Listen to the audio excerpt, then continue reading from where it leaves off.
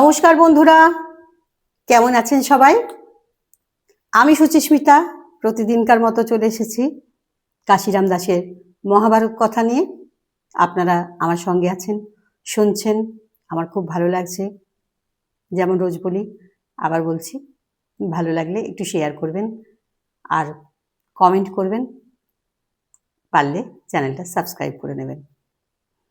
আর একটা কথা, যেটা আগের দিনও বলেছি, আজকেও বলছি, প্রতিদিন বলবো, আমার এই মহাভারত কথা পাঠ 1,00,000 লোক শুনুক, আমার সেটা মনোবাঞ্ছা নয়। এমনকি 100 জন শুনুক, তেমনও আমার মনোবাঞ্ছা নয়।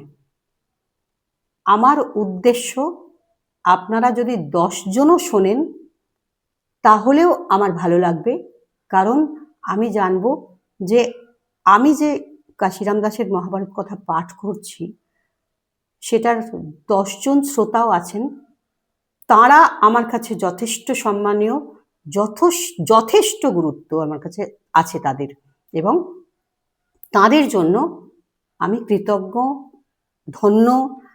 তাদের জন্য আমি আমার এই মহাভারত কথা পাঠ চালিয়ে যাচ্ছি, আমার এই প্রয়াস তাদের জন্য। শুরু করছি বন্ধুরা মহাভারত কথা পাঠে। সুচিস্মিতা এবং এডিটিং, জানেন এডিটিংয়ে পেখম রায়। আজকের পর্ব পড়ছি শান্তনুর উৎপত্তি।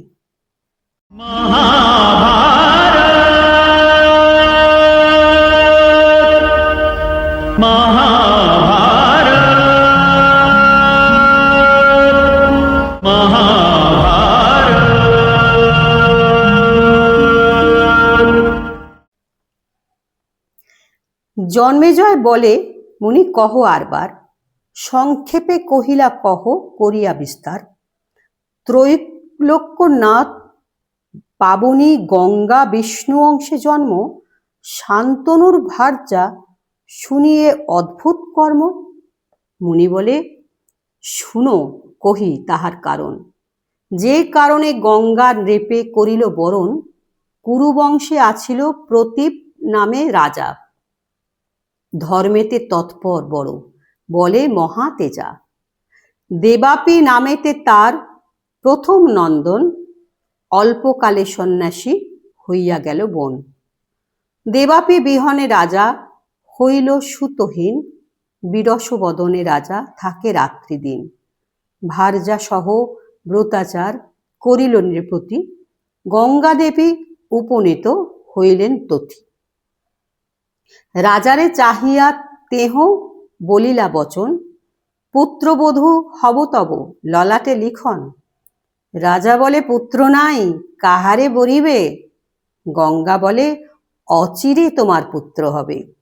রানী গর্ভে কতদিনে হইল কুমার, রাজীব লোচন মুখ চন্দ্রের আকার।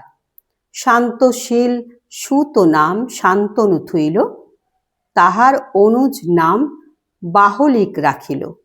দিনে দিনে বাড়ে শিশু যুগল তনয়, কতদিনে দেখি পুত্র যৌবন সময়।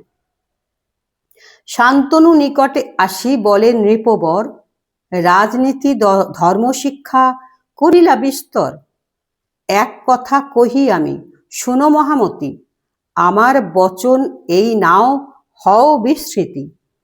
তব জন্ম না হইতে দৈবে একদিনে, পরমা সুন্দরী কন্যা আইল এই স্থানে। বধূ করি তাহারে করিলাম বরণ, অঙ্গীকার করি কন্যা করিল গমন। পরমা সুন্দরী কন্যা হয় দেবরূপী, তোমার সদনে যদি আইসে কদাপি। ইচ্ছা প্রকাশিলে করো বিবাহ তাহারে, নিষেধ না করিবে সে যেই কর্ম করে। পিতা যত বলে তাহা স্বীকার করিল, শান্তনুরে রাজা রাজ্য দিয়া বনে গেল। শুনলেন আজকে শান্তনুর উৎপত্তি পর্ব, কিভাবে শান্তনুর জন্ম হলো। বেশ ভালো লাগলো না? আমার তো খুবই ভালো লাগলো। আপনাদের কেমন লাগছে জানাবেন। আজকের মতো চলি, ভালো থাকবেন সবাই বন্ধুরা।